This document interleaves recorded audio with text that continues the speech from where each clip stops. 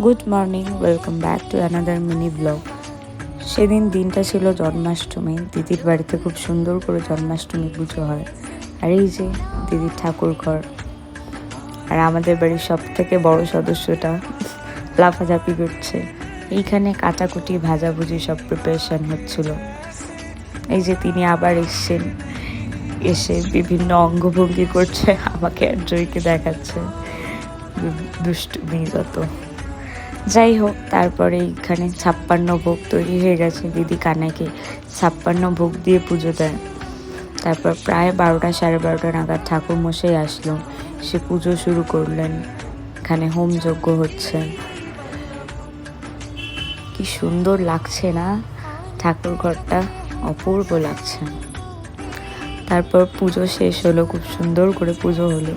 পুজো শেষ হওয়ার পরে খুব সুন্দর লাগছিল ঠাকুর ঘরটা দেখতে। আর পুজো মানেই সব থেকে ইন্টারেস্টিং জিনিসটা হচ্ছে প্রসাদ খাওয়া। অনেক কিছু ছিল প্রসাদে, যদিও আমি সব কিছু খাইনি, তাও অল্প অল্প কিছু জিনিস নিয়ে ট্রাই করেছি।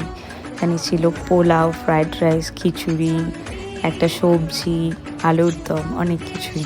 তারপর এটা পরের দিন, খাওয়া দাওয়ার দিন। এখানে আমি একটু রেডি হয়ে ফ্লেক্স করছিলাম। তারপরে কানাইয়ের জন্য খুব সুন্দর ডেকোরেশন হয়েছিল, আর সব খুদে সদস্যরা মিলে কেক কাটছিল।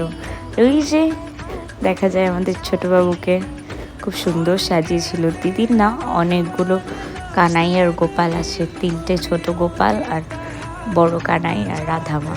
আর এখানে খাবারের অ্যারেঞ্জমেন্ট হয়েছিল, আর এইটা ছিল